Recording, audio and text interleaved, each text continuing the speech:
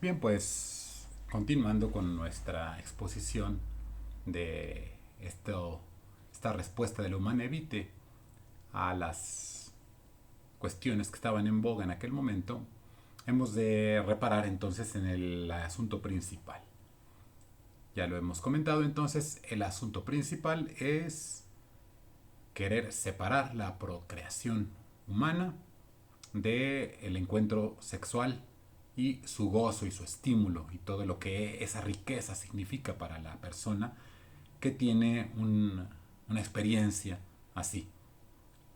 ¿Qué respuesta da la encíclica a esta tendencia mundial de separar esas dos cuestiones, de querer tener el sexo sin tener la responsabilidad de los hijos a través de la píldora, a través del aborto, a través de relaciones sin compromiso?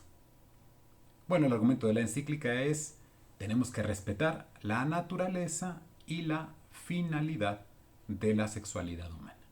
¿De qué habla la Humane Vitae? De un respeto. ¿Quién interviene para dominar la sexualidad humana con sus sustancias o con sus sistemas o con sus objetos? No está respetándola, la está queriendo dominar. Y nosotros consideramos que la sexualidad humana alcanza un punto significativo altísimo, es lo más grande que tenemos en cuanto que la transmisión de la vida humana es el punto más álgido de expresión de la persona, tanto de su intimidad en la entrega sexual como en la realización de su misión para continuar la especie humana sobre la Tierra. Entonces, no podemos separar el aspecto unitivo del procreativo. Por poner un ejemplo, para que lo comprendamos también mejor, la alimentación en la comida, ¿qué fin tiene? Pues tiene como el fin que quien come se nutra y pueda tener vida y pueda mantener su vida. Para esto, para lograr nutrirme, yo tengo un estímulo: el hambre y el sabor de la comida. Bendita hambre y bendito sabor de la comida que nos permiten nutrirnos. Imagínense comer sin apetito. Pues es costoso. Quien lo ha hecho por ejemplo, cuando nos ponen una anestesia en las muelas, en los dientes, pues sabe que se sufre. O quien lo ha sufrido por el COVID, por ejemplo, ¿no?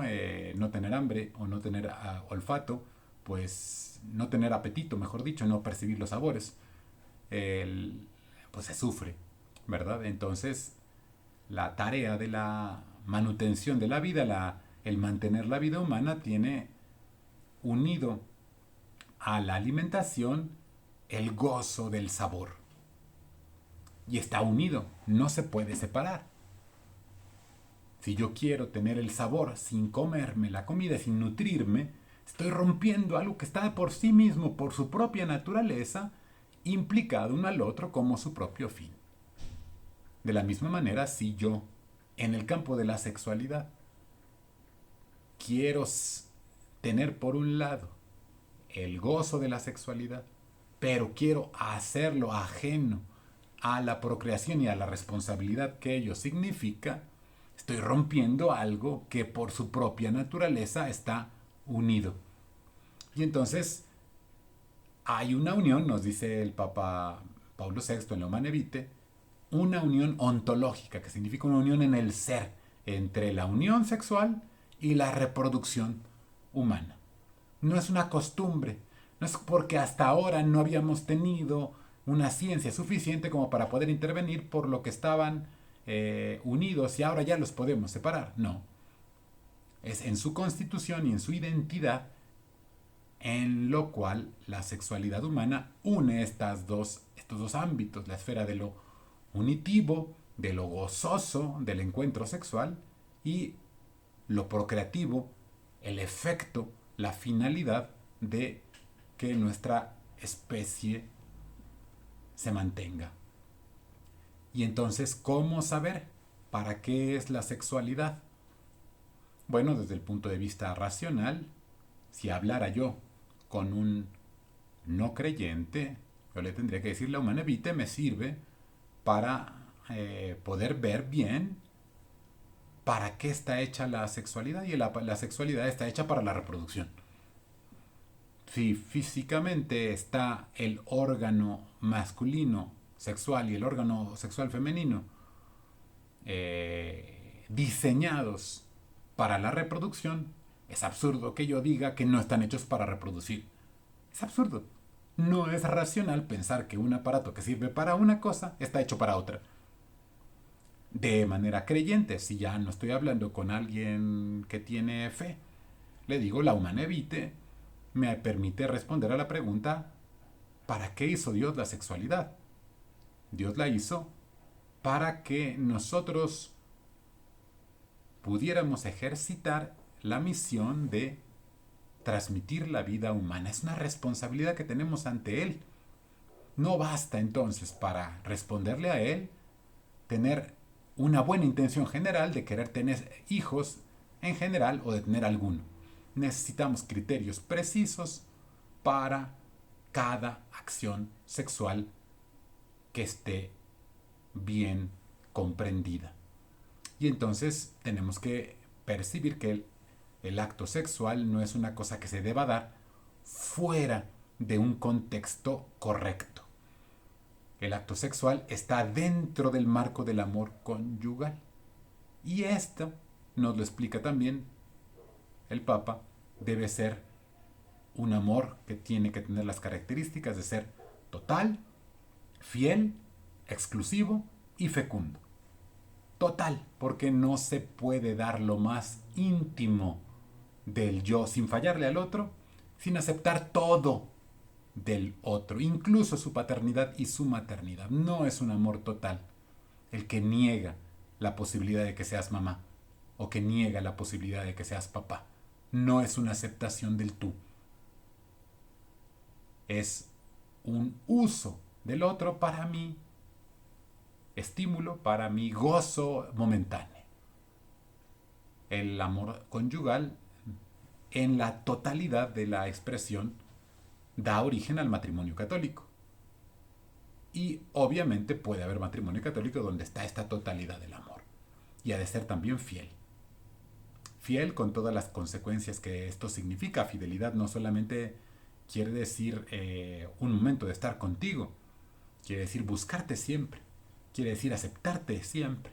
Quiere decir ser coherente con el sí total que te doy y constantemente estar referido a ti.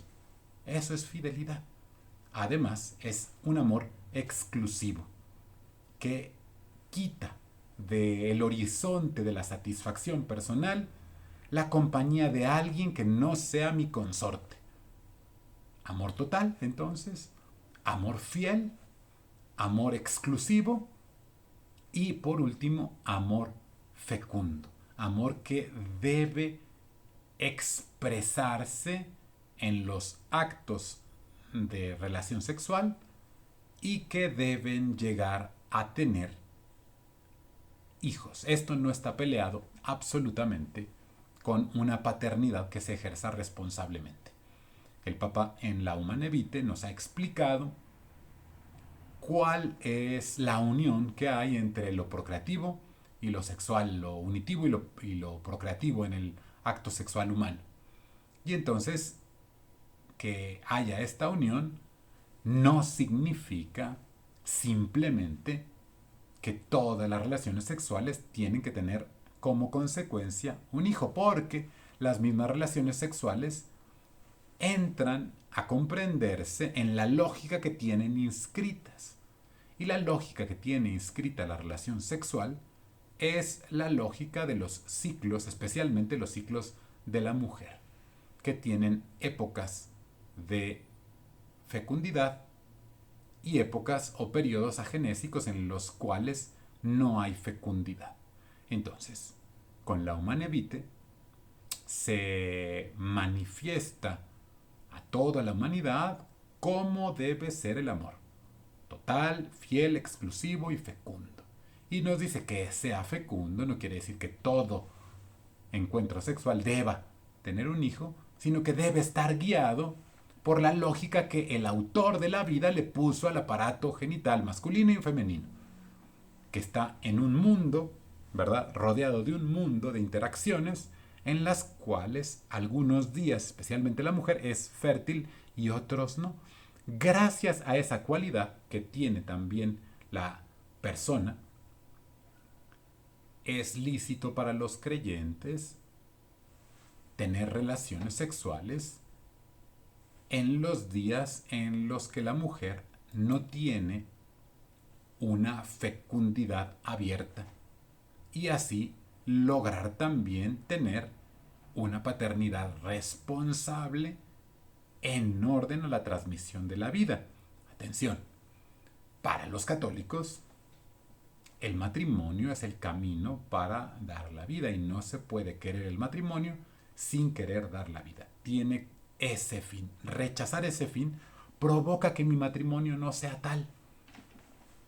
Si una persona no quiere tener hijos, aunque haya realizado la ceremonia religiosa de la boda, si excluye de su horizonte el poder tener hijos con el consorte o con la consorte, pues evidentemente está atentando contra la dimensión de fecundidad que ha de tener el amor conyugal. Quiero volver pues entonces a comprender esta afirmación que hicimos hace un momento del texto de la Humane Vitae y en el que se expresa que es deshonesto, 1. La interrupción del proceso generador, o sea, detener la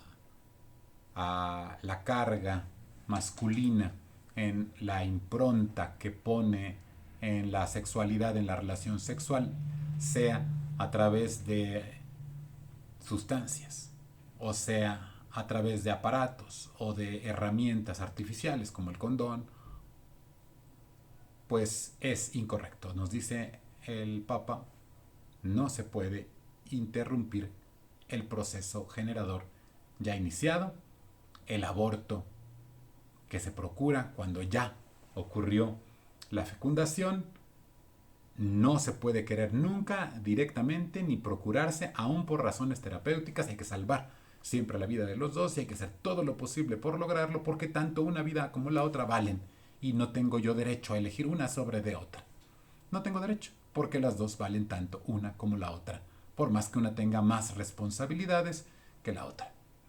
Entonces también se excluye de la vida conyugal de los católicos el que haya aborto, anticoncepción, esterilización, sea directa, sea temporal o sea perpetua, tanto del hombre como de la mujer, y por último toda acción que previendo, en previsión del acto conyugal o en su realización o en el desarrollo de sus consecuencias, se proponga como fin o como medio hacer imposible la procreación. Por ejemplo, con esto se excluye la licitud del dispositivo intrauterino que tiene como objeto el hacer imposible la procreación y queda, ya sabemos también, sería todo un tema en otra charla, ver cómo tiene efectos microabortivos en muchas ocasiones. Bien, pues el tema de la Humane Vitae da pie a muchas reflexiones. Especialmente les recomiendo su lectura junto con la encíclica Veritatis Splendor, en la que se nos explicará cómo hay cosas que son intrínsecamente malas y que no podemos aceptarlas nunca. Precisamente en ello consistirá nuestra fidelidad a la fe y nuestra coherencia racional en la vida humana y en la misión que tenemos de transmitir.